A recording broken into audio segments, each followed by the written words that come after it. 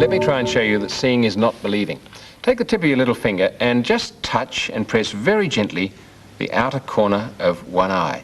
I don't know what you see, but I see a sort of blaze of light around about my nose region. Try the tip of the finger very gently, don't press, into the inner corner of the eye. And again, I see a blaze of light on the outside there. Well, I don't really see light. I see an illusion of light called a phosphene. And it's because I'm tricking the cells in the back of the eye to tell the brain that they're really seeing a light. That's perhaps best understood if I show you a model of my right eye. Let's take it apart. Outer covering goes, clear front window goes, inner covering goes, take out all the jelly that fills most of the eye. This part is the lens, like a magnifying glass. Very important, as we'll see later, but I'll take it out for now. And that is the bit that I'm interested in now.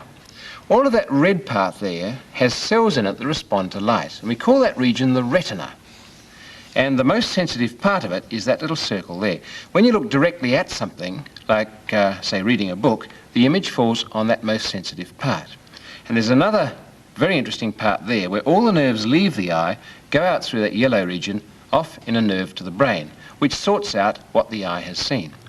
But if you go stimulating any of those cells in the retina by touch or light or anything, they'll fire and they'll tell the brain, I've seen the light.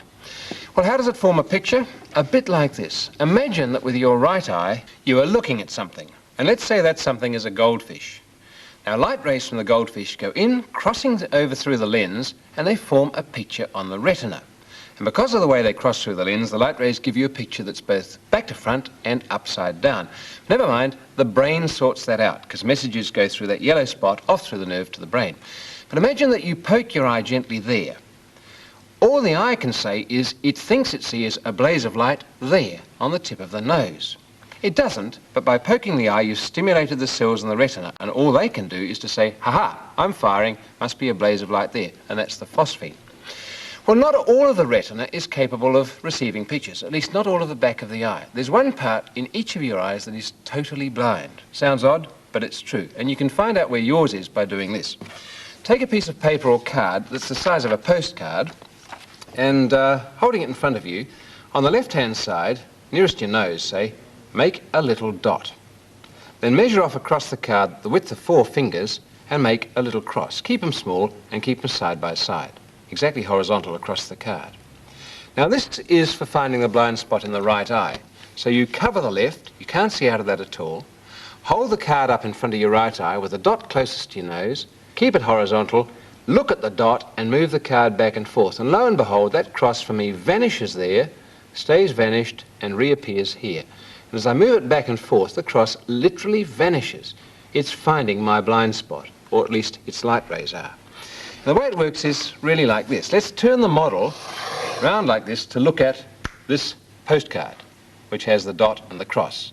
Dot on the left, cross on the right, because this is a right eye postcard. And let's bring the lens in on the model, where the lens ought to be, to throw a picture onto the retina. And this is what we get. The dot and the cross both have their images on the retina, and you see them both.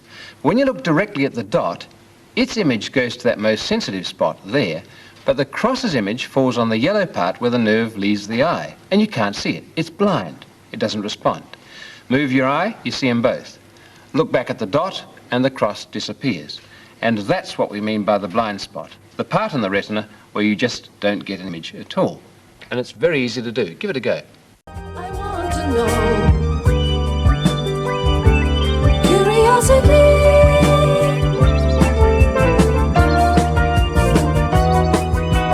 Curiosity.